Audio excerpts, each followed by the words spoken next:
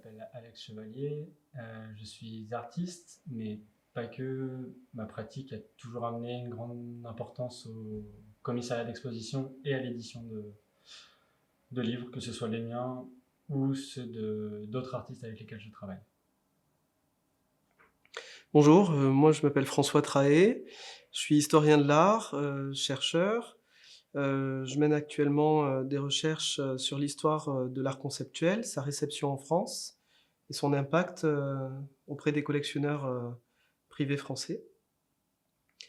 Pour moi, c'est une première, j'ai jamais jusqu'à présent mené de commissariat d'expo, mais grâce à notre rencontre, Alex et moi, nous avons eu, l'idée de ce projet, de réunir, des ouvrages, en lien étroit avec l'histoire de l'art conceptuel et et regroupant, 3 figures des conceptualismes avec évidemment Marcel Duchamp, Ed Ruscher et Seth Siegelhaub.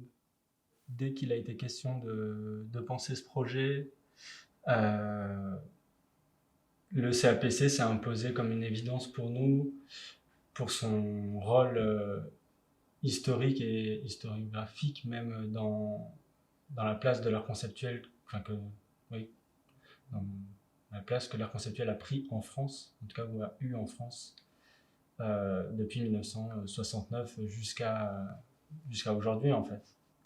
Donc c'est vrai que le fait de pouvoir monter ce projet 50 ans après euh, cette grande période phare qui a été l'année 1969 euh, nous semblait être une bonne occasion pour le célébrer ici.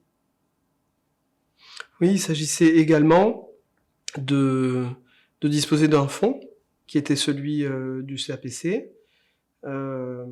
qui, qui correspond à peu près pour moitié, aux ouvrages que l'on présente aujourd'hui, sachant que l'autre grosse moitié, des ouvrages présentés, vient du Centre des livres d'artistes, de Saint-Brieuc-la-Perche et une petite partie, des ouvrages, sont issus de collections privées. Mais il y avait aussi cette idée de valoriser un fonds et c'est ce qui a été en tout cas, c'était notre tentative, également. Il y a quelques années, justement, Cyril Chaumeau avait organisé une présentation, hein, alors là, c'était, comment dire? Une présentation plus exhaustive, hein, des fonds. Mais et puis ces ouvrages-là, dans mon souvenir, étaient présentés dans des galeries et non pas dans la bibliothèque. Ce qui jouait justement sur l'aspect, un peu hybride de ces livres qui sont considérés non seulement comme des livres, des sources de documentation ou de réflexion, mais également comme des objets et ce qui parvenait à mettre en valeur ou en évidence plutôt, heu, eh bien le fait que ces livres-là sont à considérer en tant que forme et c'est ce qui, ressort aussi, principalement de certaines tentatives menées par, l'art conceptuel. C'est pas la seule évidemment, mais, la question du livre en tant que forme était une notion centrale que j'avais pu observer il y a quelques années ici, mais non pas dans la bibliothèque, mais dans les galeries comme je vous l'ai dit. Et après, oui, c'est vrai que de pouvoir montrer donc, cette exposition, donc, enfin, pour rappeler le titre tout de même, qui s'appelle hashtag after de l'édition à l'exposition, il y avait aussi cette volonté de peut-être ramener le livre aussi dans son premier espace, donc la bibliothèque, mais de rejouer aussi tous les codes de l'exposition, donc avec un accrochage sur des murs blancs et sous des vitrines aussi.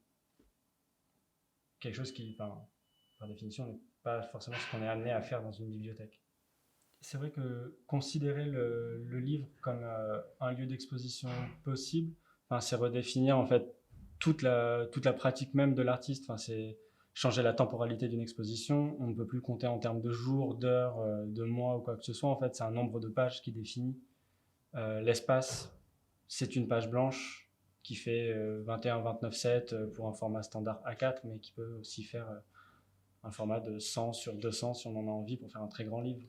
Donc c'est vrai que les possibilités, en tout cas, enfin, quand les premières publications de ce type sont apparues, ont permis, je pense, à des artistes de décupler les possibilités et du coup alors, certains contestent aussi cette appellation, mais de dématérialiser leur pratique. Et ce qu'on peut ajouter, c'est qu'il est intéressant aussi de réaliser qu'a posteriori, et le dispositif de l'exposition en témoigne, c'est que ces ouvrages témoignent d'une période historique dans laquelle cette ambition qui était de dématérialiser l'œuvre ou de la diffuser via l'édition afin de contrecarrer en quelque sorte les logiques marchandes ou institutionnelles, on constate, je ne sais pas si l'ironie était intentionnelle chez nous, mais ces ouvrages sont aujourd'hui présentés sous des vitrines, après tout peut-être dans une bibliothèque, mais avant tout dans la bibliothèque d'un musée. Donc ça peut aussi, je veux dire, à partir d'un second degré de lecture, on observe les logiques de fétichisation et d'idolâtrie spécifiques au système de l'art contemporain, mais au-delà de ça, au système de l'art tout court. Parce qu'il n'y a pas forcément cette volonté de la dématérialisation radicale chez les jeunes éditeurs. Au contraire, ils reviennent vers des objets qui sont devenus très luxueux même maintenant, à part une certaine école qui va retourner dans quelque chose de très lié au fanzine, au do-it-yourself, donc la photocopie noire et blanche, mais ça c'est une école très particulière de l'édition aujourd'hui, qui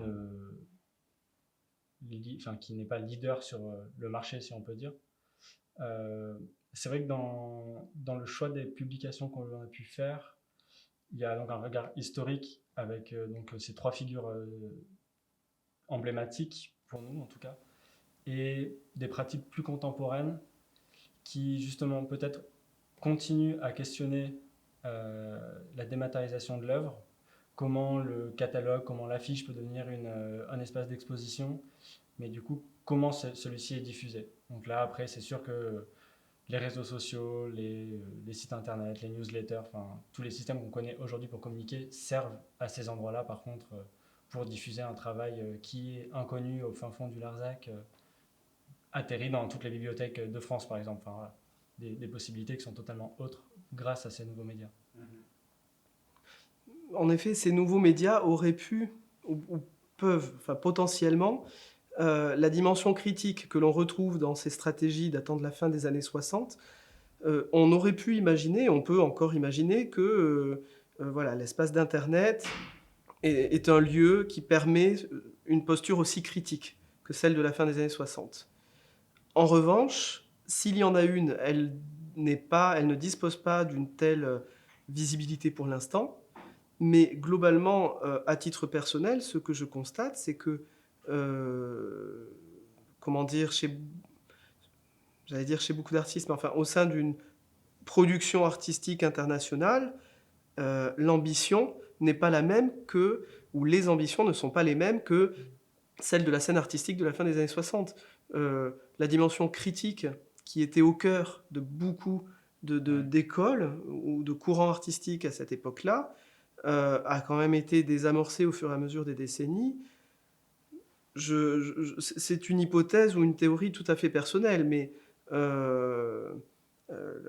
la critique institutionnelle ou la critique du marché, aujourd'hui, moi j'ai du mal à l'observer. Elle existe, hein, je ne dis pas que ça n'existe pas, mais elle n'est pas de l'ampleur qu'elle pouvait avoir à l'époque. Mais bon, le système a changé bien évidemment, mais enfin, c'est quelque chose dont on parle en ce moment, en 2019, justement, de cet aspect un peu trop lisse d'une scène artistique, de la scène artistique qui bénéficie d'une grande visibilité. Donc je ne mets pas tout le monde dans le même panier, évidemment. Mais enfin, voilà, l'Internet n'a pas la même... enfin, l'espace de l'Internet n'est pas celui de l'édition d'art des années 60-70. Peut-être pour l'instant, je ne sais pas.